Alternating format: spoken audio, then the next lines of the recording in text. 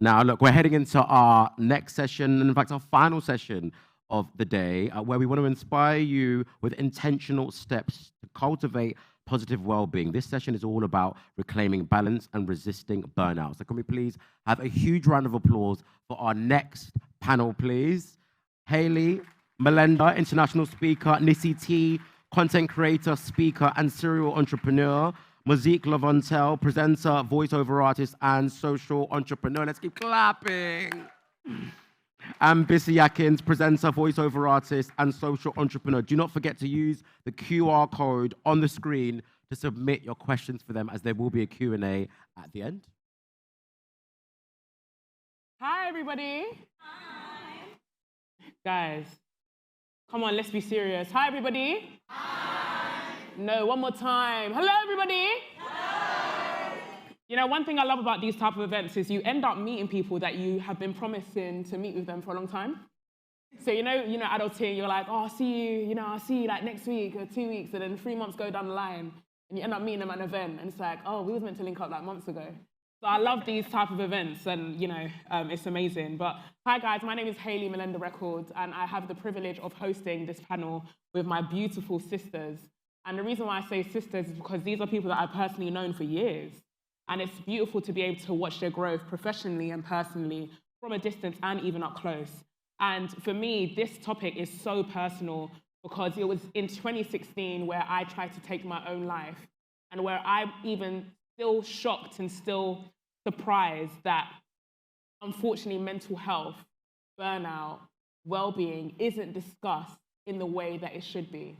I do think that the conversation needs to be normalized, and I'm hoping that the discussion that we're going to have today is going to normalize the conversation in a new way so that you guys can take it into your workspaces, but not just your workspaces, but also into your homes, and also within your friendship groups, because I do think it's super important now more than ever to look after your mind, to look after yourself. So we're going to basically go into this conversation. It may get teary, it may get emotional, there may be some trigger warnings, so please, if you do feel uncomfortable, feel free to step out, take a breath, and feel free to come in whenever you're ready. But ladies, we're about to delve into this. How are you feeling? Good. So I would let you guys introduce yourself because I don't want to give this service. So if we can keep the introductions to about 20 seconds so we can go into it. Oh, Lord. And you put a whole bunch of like speakers and presenters. 20 seconds. All right, okay. My name is Nisi T. I am a content creator, a speaker, and a serial entrepreneur. I run the Power Class, which is a women empowerment platform dedicated to helping women reclaim their power and level up mentally, emotionally, spiritually, and of course financially, because I like my ladies making their money. And I also run a social media marketing and branding agency called NT Media. Oh, and I'm also a wife. Come on, girl. Because marriage gets a bad rep these days, and trust me, I'm happily married to an amazing man. So, yeah. I love that. Hey everybody, my name is Bissy Atkins. I am a presenter, a voiceover artist. I'm the founder of Selfie London, which is an enterprise for young women to understand their self-worth and their self-identity and go out in the world being their best self. And I run All Things Africa, which is an education platform that teaches you facts of African facts and insights in a really cool, informative way, really engaging, really fun. So history is not boring because I'm teaching it. And I am a wife and a mother. Yes! I just love you ladies, by the way. Honestly, they inspire me more than they'll ever know, all of you. All right. So myself, M. Lavontel, otherwise known as Monique Lavontel. That's my full name, Monique Lavontel. The M in the M Lavontel obviously stands for Monique. And I'm a presenter and a producer. So I work in the week as a producer, 5 days a week. So it's all the stuff that you see behind the scenes. So visual producing, content producing, getting guests ready, all of that. And then also I work as a presenter. So I get booked for different events. So I've been a part of this event for the last few years. And I cover mainly like entertainment to business to current affairs. There's a wide variety of events. And when people say, oh, what do you really want to do? Or what's the main thing that you want to focus on? I kind of find it hard to put myself in a box because I'm interested in all of those elements of the entertainment business and the cultural affairs business and et cetera, et cetera. So yeah, I would say in a nutshell, it's presenter and producer, and that's Emma Lavontel. Thank you so much, ladies. Thank you so much. The reason why this is so interesting is all of you guys are presenters, and I speak. So it's interesting that I'm hosting and presenting. So, but it's an honor, honestly, it's an honor. We live in a world right now where burnout is a conversation that we hear, and we're now in the ember months of the year, Q4, it is tough, right? SAD is high, which is seasonal affective disorder, depression, sorry. A lot of people feeling depressed, there's no sunlight. Well, I don't know about sunlight, to be honest. I saw the weather is saying 27 degrees at one point, so the sun is coming somewhere. It's coming from somewhere. But we've got sun playing hide and seek with us. It's getting cold. Cost of living. People want to be in their houses, right? I wanted you guys to share in this time, when it comes to burnout, how do you guys feel? Like, how are you? I'm kind of going off script because I think it's important to actually ask you guys, currently, where are you? How are you? That is such a good question, such a deep question. So Hayley, obviously we know each other personally. Hayley's my sister. Like, we were in each other's weddings and stuff. So you know that this year has been a tough year. I don't think people know the half of some of the stuff that myself and my family have been through, between my mum getting really, really ill and it being very touch and go this year, where we thought we were going to lose her officially. Between that and business, just things not working out because of clients and things that are out of your control. So if I'm being very honest with you, I am doing a lot better now. I would say that September was a better month, thank God. And it was only by the grace of God that I've even gotten to this point. But it has been I don't know what 2023 was bringing, but it came with everything. For me, my family. But what I will say, though, is that, as always, the trials, the tribulations made me stronger. And it always does. You know, you never know what people are going through behind social media, behind closed doors. But one thing that it definitely reminded me of is that I was built for this. I was built to thrive. I was built to survive. I was built to push and to encourage other people to do so as well. So a lot better. That's what I would say. Thank you for your vulnerability. I appreciate that. I would say every time someone asks me how I'm doing, I'm very intentional by saying I'm blessed. Because if you proclaim those things over your life, it just manifests all the time. And I feel like God hears what you say. And every time someone asks me how I'm doing, I'm blessed. And we all are. Us just being here, us being able to breathe, us having our sanity, us having our health, us having the means to even get here, clothes on our body.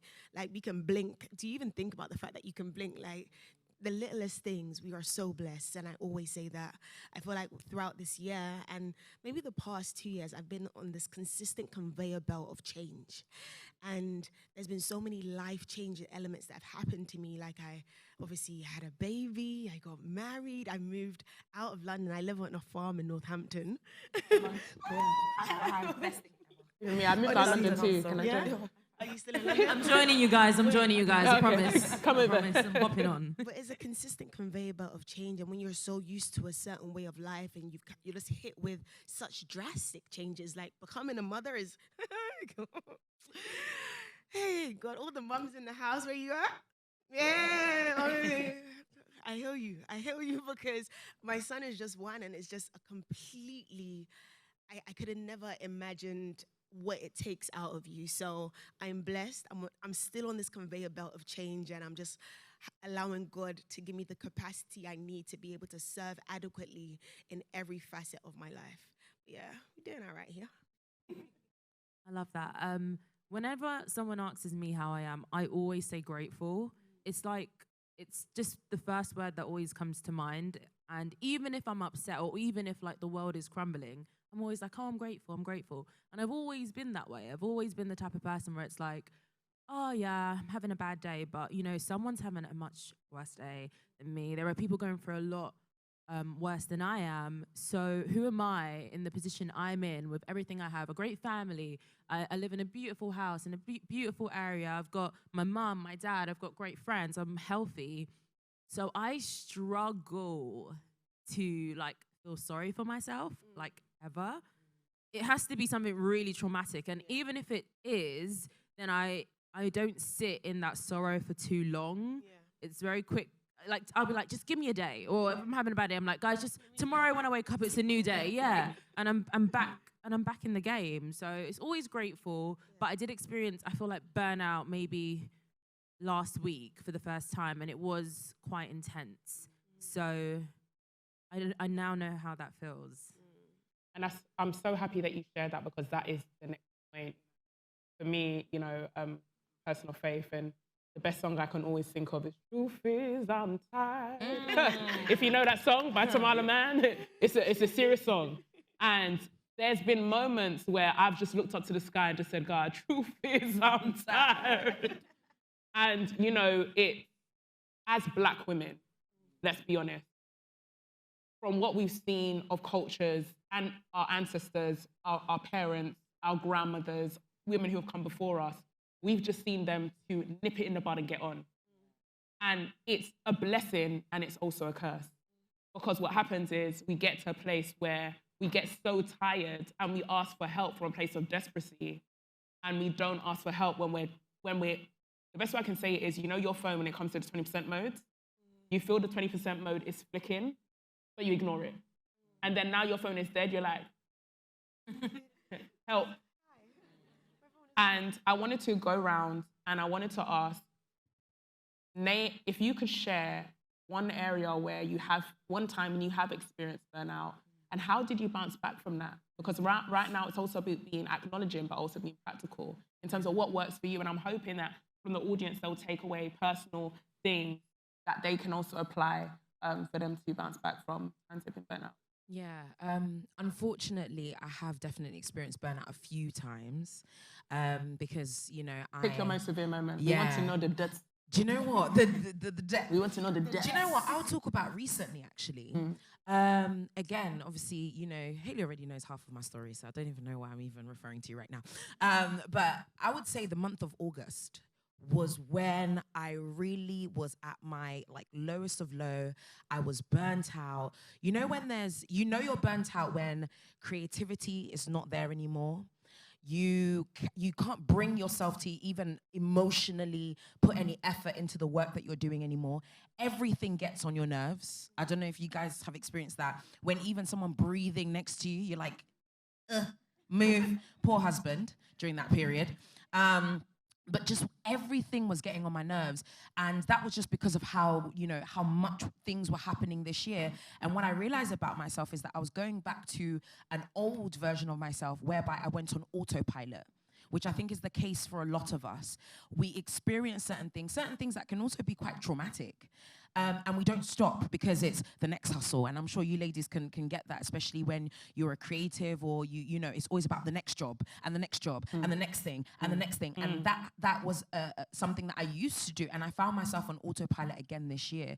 And it was horrible. I just remember month of August, I was crying. You know, I don't even know how to describe the feelings that I felt. I really felt like maybe this is not for me anymore. Maybe, you know, this whole entrepreneurial thing just shouldn't be happening anymore. But the way in which I dealt with that, number one, again, I'm a person of faith. I can never, ever deny that. And I always speak to my faith as well. I'm a believer in God. I'm a believer in Jesus. And that's just me. And I prayed. You know those prayers that you do, Snotson or Viola Davis didn't have anything on me during that period of my life. Jeez. Me and Viola Davis, we could have gone toe to toe. But I was snot crying, and I remember just being on the floor, and I prayed, and I prayed, and I really, really was just at a point where I said, God, I can't do this on my own. I just can't. I can't. I've tried. Nothing is working. That's another way that you know when you're burnt out or things are just, your strategy's a bit off, when you're trying and trying and trying, and it isn't working. No, sometimes it's okay to say, this isn't working, let me stop. It's not you quitting, it's not you, you know, whatever. But I literally had to do that. I had to stop, I had to pray, I had to go back to basics, which was just the basics of, Nissy, how's your morning routine looking? Because your routine is all over the place. So how are you expecting to have a productive day? Nissy, are you communicating with your friends and letting people know what's going on in your life right now so they can support you? I had to really strip back and go back to basics. So those were my kind of three. There was, you know, taking a moment to stop, crying it all out and praying before God. And then last but not least, just going back to basics and starting from there. So good. Thank you so much for sharing. That was so good. And I think for me, the first time I ever experienced something like burnout was when my son was 4 weeks. Week 4, I remember it vividly. That was in July of 2022. I couldn't function. Like, the childbirth, everything was, we thank God, everything was smooth, everything, it's not like anything was wrong, but I just couldn't function. I would wake up and I was just like, I have to breastfeed, like, he's crying, like, I'm not sleeping, like, I couldn't function. And everybody was around me, oh, you should be so grateful, oh my gosh, you have a baby, let me see him, let me see this, and this, and that. And I was like, yes, I'm so grateful, I'm so blessed, like, this is amazing, I'm loving it. But I just couldn't function. And my husband was just like, you're right. And I'm like, yeah, I'm fine. Let me go. And I didn't want to sit down. Like, let me try to prepare some food. Let me do it. Even though they were like, relax. You need to relax. This and that. I couldn't admit to myself that I wasn't okay. And everybody around me could see that I wasn't okay. But me, myself, I would look at, I'm like, no, I'm fine. Like, this is fine. Until when it got to a point where my husband was just like, nah, sorry. If you're in denial, I'll let you know that something is not right here. And I guess it took him telling me to stop, right? Like, stop trying to be on the go. And I actually looked to myself. I was like, yeah, like, I'm not okay right now. And it's okay to have two things coincide. Like, I'm so grateful. I'm so blessed. Like, I've performed this miracle. I have this new life. I'm a mom. But I just wasn't okay. And I think once I admitted that to myself, and I was like, oh, God, please, your daughter's calling you. Like sisters in Christ, innit? Sisters in Christ, innit? You know the vibes, come on, Sisters in Christ, innit? Done. Come on. It's a gang. It's a good one, though. I called on God and I was just like, God, I really need you right now. Like, you've brought me this far, and I know you haven't brought me here to leave me. So I really, really need you to kind of just allow your strength to show up for me to be able to do what I need to do. And then my husband got me like this really cool spa sort of thing, and I just relaxed in it. And after that, I was just like, it's okay to not be okay as long as you can admit it to yourself and take the active steps to make yourself better. I started communicating to my friends like, guys, I'm all right, but I'm not the best. Like, I can be better. And I think that's how I worked out of that period. But that week 4, I wouldn't wish it on anybody. It was really peak. I think for me, when I experienced that episode of Burnout, I think it was burnout. I'm sure it was. Like, my body kind of just internally collapsed. But the funny thing is, it was all self-inflicted, which was the most frustrating part about it, was admitting to myself that I kind of brought this on myself. It was lack of sleep and saying yes to too many things and thinking that I'm just superwoman and I can handle everything, when really I couldn't. So it was a very much the physical impact, and I felt it. Like, I completely conked out. I was supposed to go out to donate blood. I was supposed to go to a meeting, and I went to sleep, put an alarm on, and I just slept for 7 hours straight. And I don't think I've ever done that. Usually my body's pretty good. Like, I don't know if anyone else can do this, but like, you'll have a nap and then you could be like, I can wake up in an hour, and you'll wake up before the alarm. Yeah. Like, I have that. Do you have that special power? Yeah. Well, okay. I guess everybody got it. Okay, we all got it. But you know what I mean, where mentally you can wake yourself up. But I just completely was knocked out, like blackout sleep. And I was like, damn, that felt weird. Woke up kind of like disorientated. But I'm a frequent crier. So I kind of let my mini episodes of Burnout throughout the week in my tears. I cry a lot. Cry when I'm happy, cry when I'm sad, cry when I'm excited. So that helps. If you want some tips, maybe cry a little bit more. Also, I think because of what we do, everything is pretty much like what is next. And I read like something that Idris Elba actually, he did an interview. I saw it in the papers because I work in news. And he said something about he's actually had to go to therapy because he is suffering with like being a workaholic.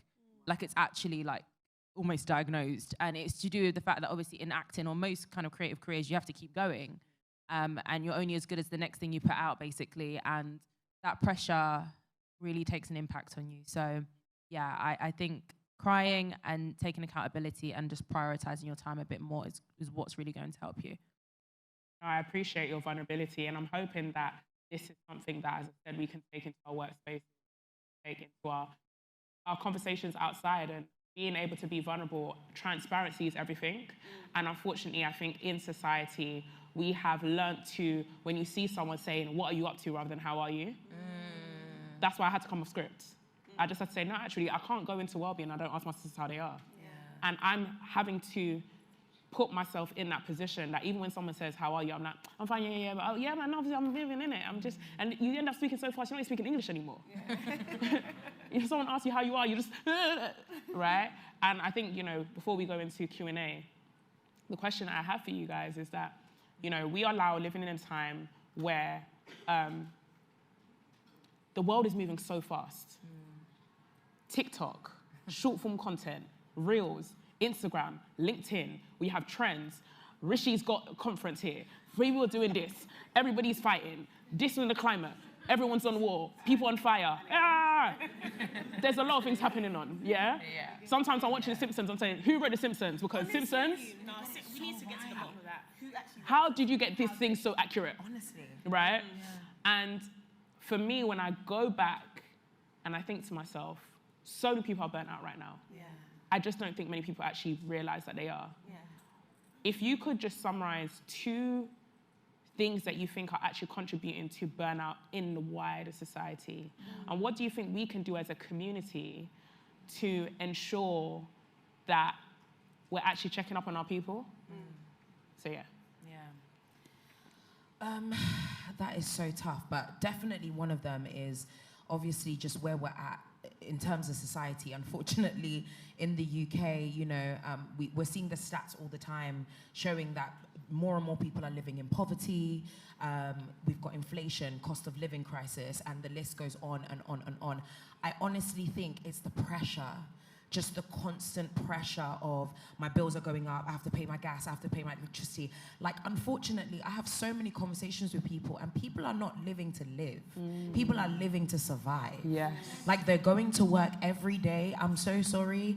Thank you, UK, for bringing me what you have brought me, but the quality of life isn't that great here in the UK, unfortunately. Come on. Because we've gone away from community and, creating the aspect and people checking in on each other, because who even has time?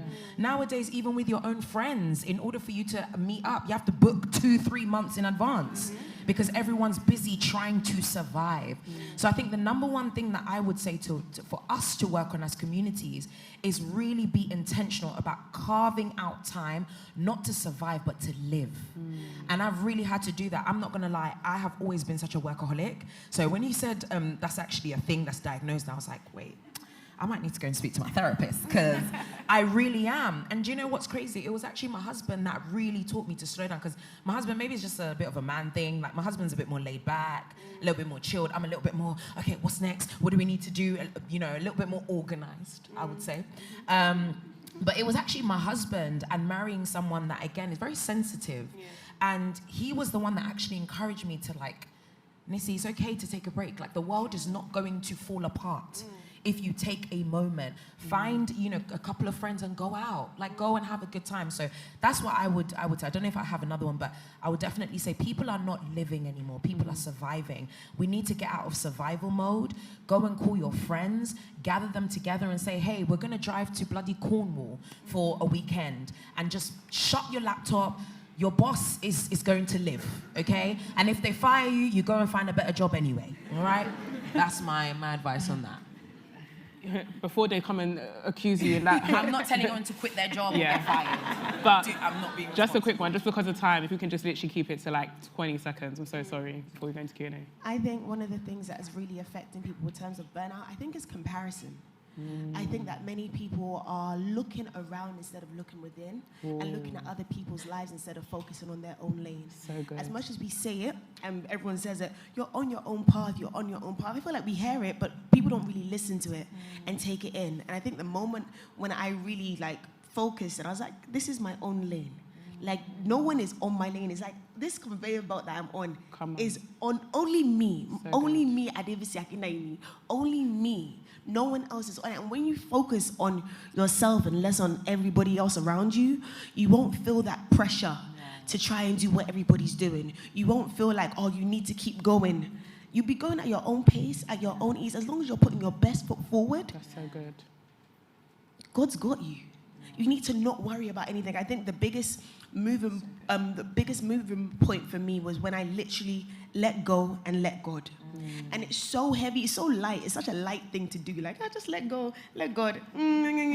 But it's so heavy. When you actually commit to that, I'm telling you, life will be easy. Like, it's not like you won't have trials and tribulations, whatever, but you'll be moving on the consistent conveyor belt that God has ordained for you and only you. No one is intervening. No one can go ahead of you. No one is behind you. It's just you. So good. And you'll be great with that way. I appreciate that. Thank you. Yeah, just to echo what you both have said and to round it up, I would say, like, for me, something that I always think about is the fact that the, like, standard of, like, normality has been, like, has risen to, like, exceptional, unhealthy heights.